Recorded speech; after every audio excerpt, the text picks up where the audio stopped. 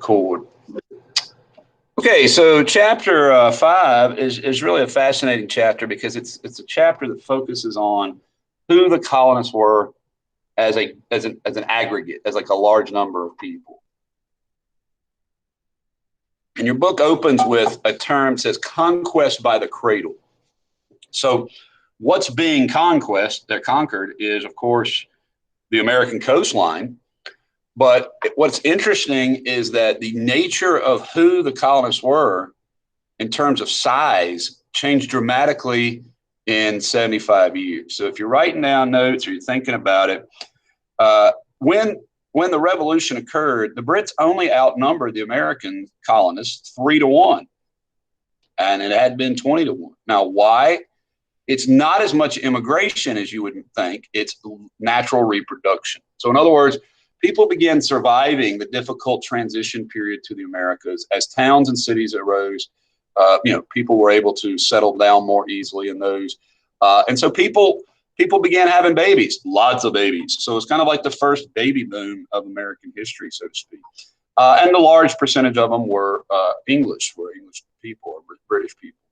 But what you see beginning to emerge, I think primarily because of the different cultures and also geography, is a distinctive social, political, and economic system in America. It's not utterly unique, but it's definitely different than what they're doing in Britain. So if you had to find where Americans were concentrated, it gets to be a tricky question. 90% of Americans live in the country. They're country folk. Where is the population density highest, of course, is America's 4 cities, our largest cities. You should know those 4 largest cities, starting, of course, with Philadelphia. It would remain the largest city for quite some time, early capital of the United States. New York City, Boston City, right? Boston City, and Charleston City, or Charlestown, as it was called then. Well, I don't think you have to be a rocket scientist to figure out why this was, but I hope that you will at least consider, why were these folks so much settled on the coast? Well, it's where the ports are. All 4 of these are port cities. And so if you're coming to America, you aren't going to land in some remote outpost. You're going to probably land in a city. Now, almost immediately after that, though, people wanted to leave the city and move to the countryside. Not everybody could, but a lot of people did. Now, at the time of the first census in American history, the census of 1790. Now, recognize that that's not a colonial time, 1790. We'd had the revolution in 1, but it's the first full census of the 13 states. So it gives you some real clear impression on who the people were. So pretty much half of all the settlers in the colonies were English. Not a big surprise there. These were English colonies. What is a surprise is that virtually half weren't English. So, half of the colonists were actually of England itself, from the English Isles.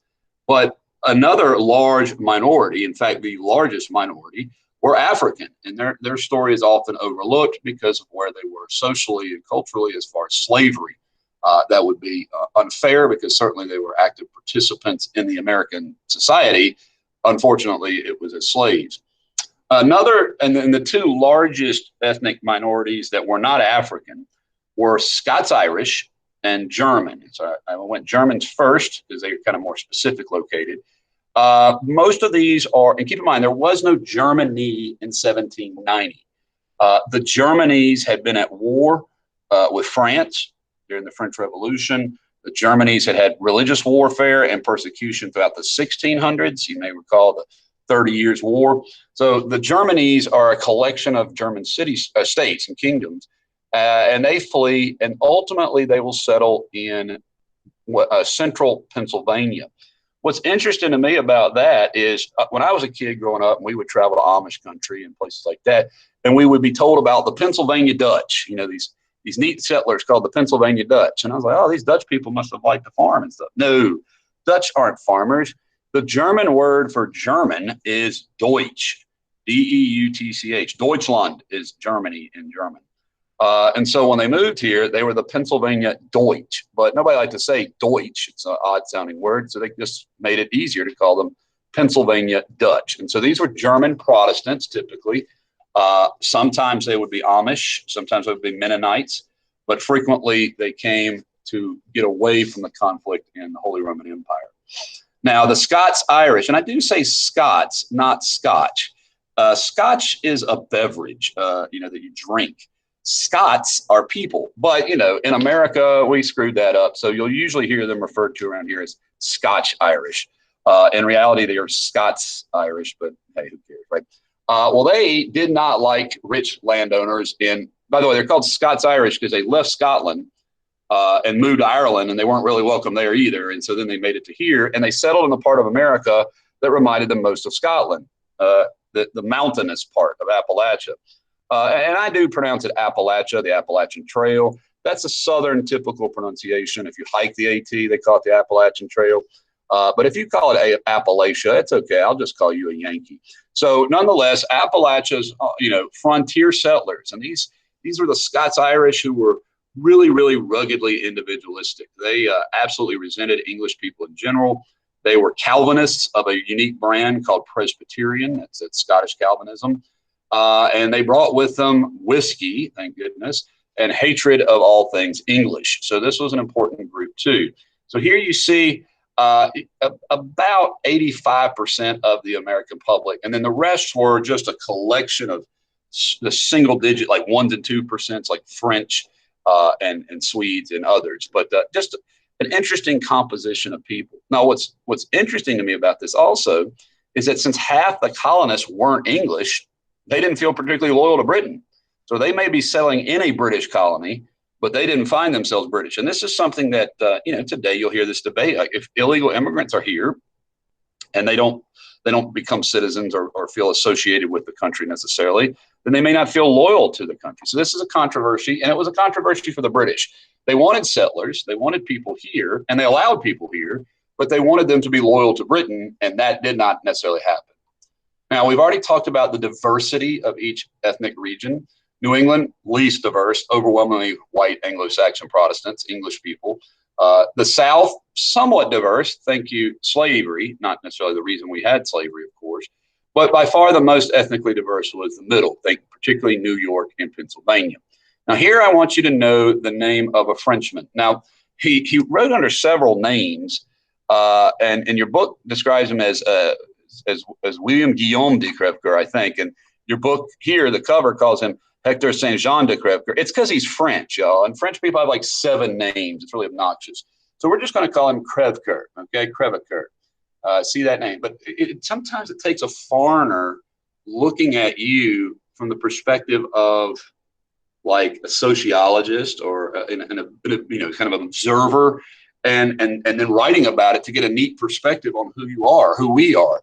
And so he comes over and he travels throughout America. And this is the quote that he makes. So I really want you to pick up on this. He says, "America is a strange mixture of blood, which you will find in no other country." Now, he's not solely talking about mixed ethnic people like mulattoes and stuff like that, black and white people mixed, but he's talking about, in America, a Frenchman and a German might get married, a German woman might get married to each other and have children. And in Europe, French people and German people can stand each other. So this was kind of what we kind of think of as the beginning of the melting pot. And there were whole communities of mixed ethnic people, including African Americans. I do want you to know the New England praying town. This was a failed effort, I think, on the part of the Puritans, but it was an attempt by the Puritans to create like walled, little palisade fortresses where they could go out and then Native Americans and they would worship together, and the Native Americans would learn how to be Christians. Didn't really happen that much. Calvinism is not a big allure to a New England Pequot or Narragansett, but nonetheless, this was an attempt to send missionaries amongst the Native Americans, so they would live amongst them. And then there was this neat place in Ohio, which was a mixture of like 9 different race and ethnic groups living freely together. And so America was by far, I believe, the most diverse place on earth in terms of collection of mixture of people, all in the same sort of geographic location. Now, from this, we take a look at what society was like for the colonists. In other words, not just who they were in terms of ethnically, but what were they in terms of class. Now, keep in mind, America is never going to develop an enormous stratified system. Now, we do have, some critics would say, a kleptocracy now where the rich dominate our society. And that's always been elements of truth to that. But there was no formal class system. Obviously, slavery is, you know, without class, so to speak, tragically. But there were no nobles. Dukes don't migrate, I think the book says. So the idea is that you weren't barons or earls here in America, and there was no peasantry. We had the yeomanry. Peasantry means landless and having to live on, some landlord's territory. But no, most men at least, were yeomen, and their wives would work with them and their children. You do have an emergence of a wealthy new class. Keep in mind, there's a wealthy landowning class in the South and somewhat in the middle colonies, but there's also a new group that you might want to pick up on the phrase Boston Brahmin. They became wealthy, selling weapons and arms to the English during the Wars of Empire. So they were rich, they were rich, and they weren't landowner rich. The war created the wars. And again, these are, historians would give them funny names like the War of the League of Augsburg or the War of Austrian Succession. Well, those wars in America were not really as big, but they did create homeless widows and orphans. Okay. And you started to see, so keep in mind, this is on the eve of the revolution. By the revolution, you are starting to see a larger number of this and a larger number of this. So there was a beginning of a genuine have and have nots in our area, in our country. So I mentioned that wealth begins to form sort of what we call a kleptocracy, or, an aristocracy of sorts, where because the wealth was in land and people, and those are two things that could be inherited, the wealth remained and it passed on. So inherited wealth became a hallmark of Southern society. So if you were born rich, you probably got to inherit a lot of land. Initially, indentured servants who did not have good land, many of them had to sell what little land they were able to get, and they were frequently renting out their service. Another group, often overlooked, were the folks that were kind of dumped on America, particularly in Georgia. In Georgia, the jailbirds, they were called. These are the penal colony people.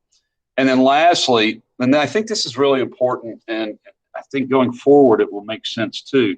One of the reasons for the very brutal slave laws is total fear on the part of white slave owners. So we don't talk about fear a lot in terms of Southern white people.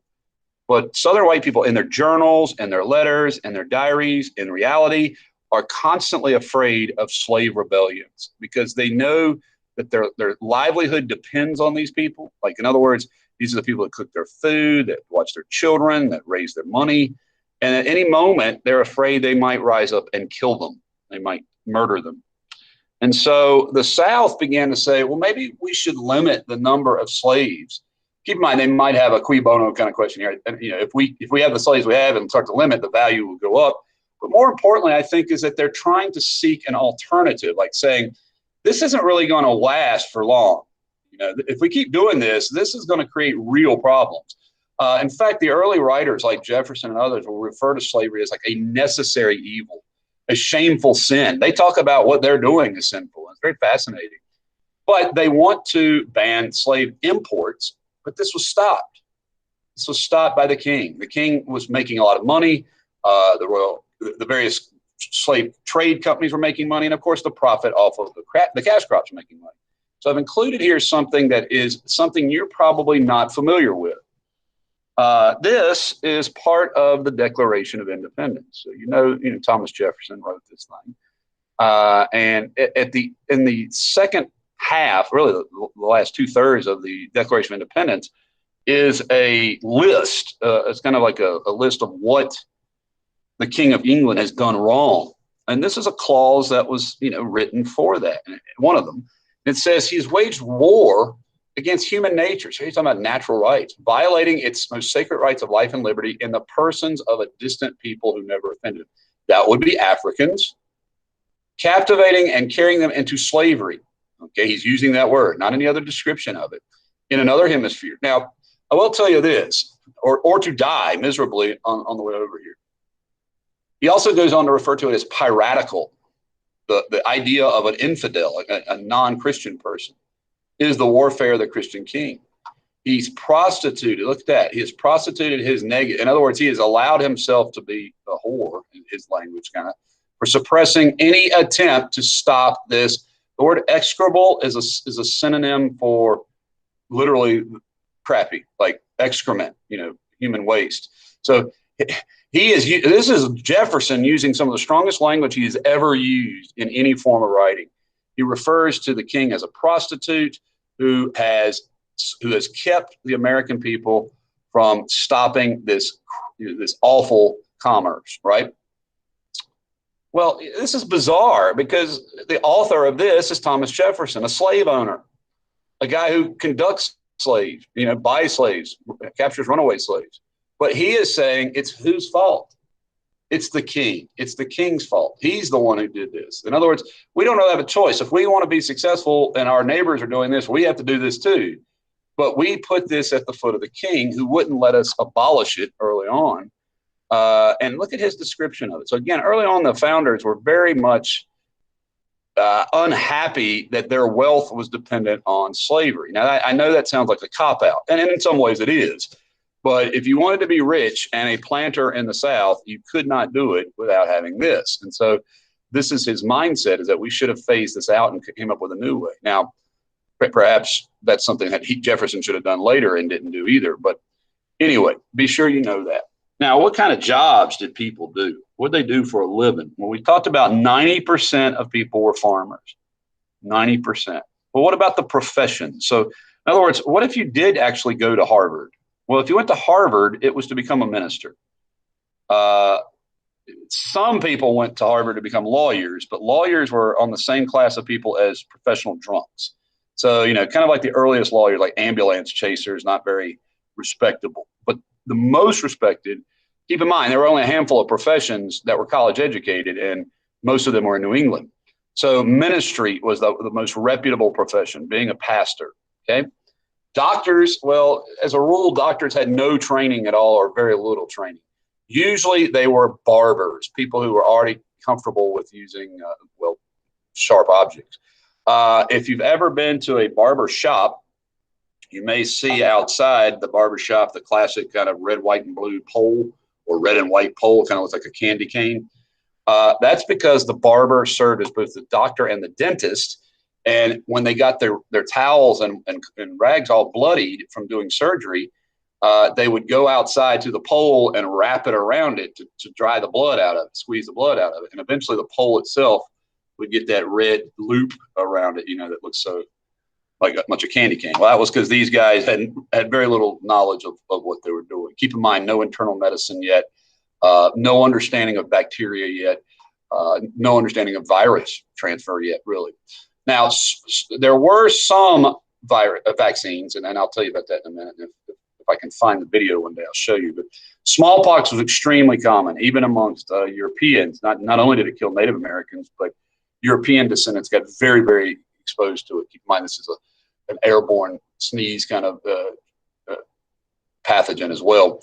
And George Washington himself, when he went to Barbados, survived smallpox, but left his face very heavily scarred. If you ever wonder why people in Europe wore like makeup so much, like the white powdered makeup, it was to cover up all their physical scars, their nastiness kind of thing. I do want to teach you about the crude inoculations, but this was pre-Jenner and the smallpox vaccine, so this was still very. So what they would do, I'm going to show it to you when I find a video of it. Anyway, I told you lawyers not really trusted. So again, most people were not professionals like that. Most people were farmers, and it was two primary types of farming. One in the South and the middle colonies tend to be large scale. So you think in the South it was tobacco, no cotton yet. Middle grains like corn and wheat a lot. But New England, subsistence living. So that's where you often saw more diversity of careers is in New England. But I do want to emphasize that they lived much better than their European peers of the day. Now, there were other types of jobs. Ships provided resources for New England, New York, and Pennsylvania. Food and lumber, obviously, was very important. We talked about that. And of course, if you brought goods from Europe to America, if you were sort of like the American Walmart, back then, that was highly profitable. One of the things George Washington, even during the Revolution, was writing about was the cost of gloves and desks and furniture for Mount Vernon. It was too expensive. Like even before the Revolution, he was complaining about how expensive it was to get manufactured goods from England. Now, people who worked in manufacturing itself were called mechanics. I don't want you to think of mechanics meaning like auto repair mechanics, but mechanic meaning working in or with machinery. So there was some rum distillery. You weren't supposed to make clothing like hats, but some did. There was one major iron forge in Pennsylvania. That means they made metal, but and a little bit of domestic production at home. Now, from the British perspective, lumbering by far was the most important because it means they can make ships. So lumbering made a lot more important to them than tobacco or grain. Lumber. Also, the stuff that's used to make ships work as well, like tar, pitch. Now, these are called naval stores, and I had to correct the student one time. These are not places to go to buy navies, okay, or Navy stuff. These are not stores like a shopping center store. Stores means like store of supplies, meaning like build up supplies, like a collection or an amount. So naval amounts, naval goods prized by the British were tar, pitch, rosin, and turpentine, rope stuff, things that made ships operate. And this, interestingly enough, was actually paid for by the British government to do profitably. So in other words, we would call this a subsidy. So the government of Britain provided money so that these goods would be produced for Britain, particularly this stuff here. So one of the benefits of mercantilism was, at least if you're an American colonist under this part, you had somebody who was going to buy your stuff for sure. Okay. Now, all of this forms a pattern that you've learned about in your world history class, I hope, known in history as triangular trade. Triangular trade. Now, this map doesn't really do justice to it because I kind of need to upgrade this, but raw materials did flow from the colonies to Europe, but the manufactured goods flowed back too. In other words, they went both ways. Slaves did come from Africa, but gold went this way. Okay. So really, if you're looking at this triangle, it should be pretty clear to you who gets the best out of this transactional deal. And that's, of course, Europe, because they're selling. And this is us, guys. We shouldn't be the country today that's simply a producer of raw materials. That's third world countries, guys. That's not us. We sell airplanes. We sell chemicals. We sell high-tech machinery. So that's where the money is, okay? The money isn't really in selling textiles as much anymore. It's in the higher end goods. But at the time, the various raw materials would flow through triangular trade. Okay. Now, because of this, Americans were told you can't make stuff yourself. You have to buy it from us being Britain. You have to buy it from Britain. And they resented that, particularly because the British had enough of their stuff. They weren't buying a lot of American stuff. Plus, Americans were not able to get gold from Britain. Britain would pay in trade, basically. And so gold was not something readily available in the Americas to buy anything. And so what they did is they said, we want more stuff. And the Brits were like, well, we're comfortable making the amount we are. So that meant Americans began looking somewhere else. They started looking for other places to buy and sell their stuff. British said, you cannot do this. You cannot sell and buy to the French. They're our rivals. You have to buy and sell from us, the British people. And they were very upset about that, they being the colonists. And so, Britain passed a law, and this is the first law at all since the navigation laws to try to regulate who the American colonists traded with. Now, keep in mind, the navigation laws have been on the books since 1650, but they're not enforced very much. You should remember something called salutary neglect. So they passed a law that said you cannot trade with the French West Indies if you do not trade with us first. So in other words, you have to send it to Britain, and then if Britain wants to sell it to them, they can. Well, naturally, Americans did what they continue to do until the Revolution. They smuggled it. They smuggled it. It means they snuck it through British shipping, and they paid off British officials, and they just still sold it. So this becomes a huge industry for a handful of successful merchants. One of the most famous is a guy named John Hancock. You probably heard of him. He was known as the king of smugglers, the best of the smugglers, so to speak. Okay. And I think we'll stop with this one today and pick up tomorrow.